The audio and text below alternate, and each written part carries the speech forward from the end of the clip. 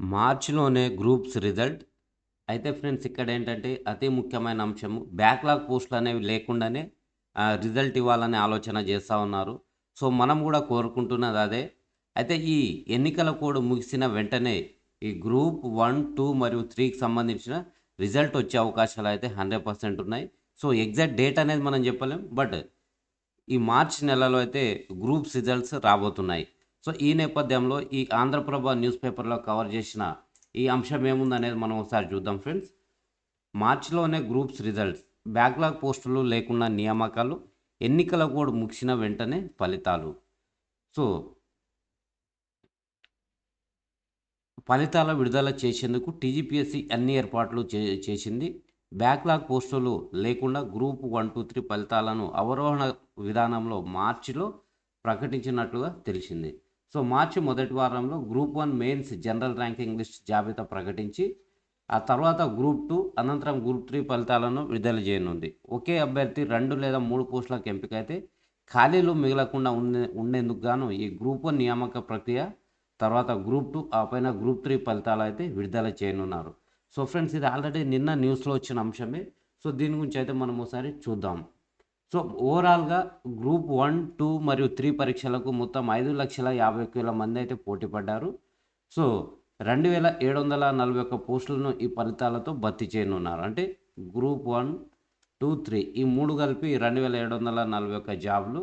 అయితే గ్రూప్ 1కి 563 పోస్టులకు జూన్ 9న ప్రిలిమినరీ ఎగ్జామ్ జరిగింది. ఆ తర్వాత ఫ్రెండ్స్ మనకు 21,093 మందైతే మెయిన్స్ పరీక్షలు అన్నీ రాశారు. అంటే మెయిన్స్‌లో అన్ని పేపర్స్ రాసినవారు.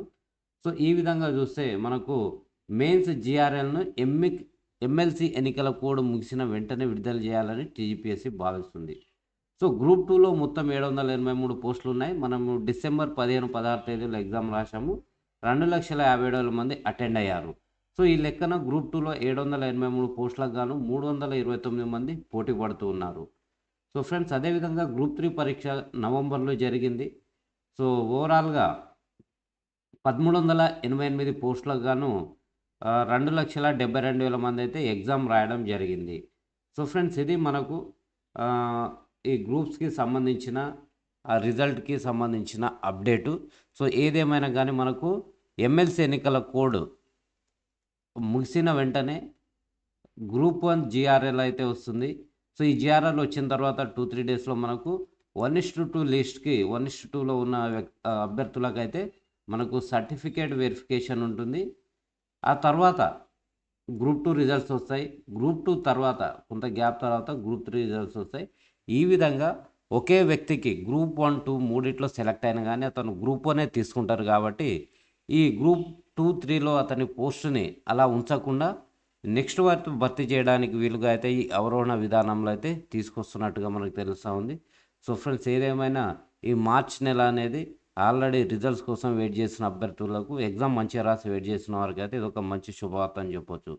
సో, ఫ్రెండ్స్ వీడియో గిన నచ్చినట్లయితే లైక్ చేయండి. అదేవిధంగా మన ఛానల్‌ని సబ్స్క్రైబ్ చేయడం మాత్రం మర్చిపోవద్దు. So, thank you very much. జై హింద్.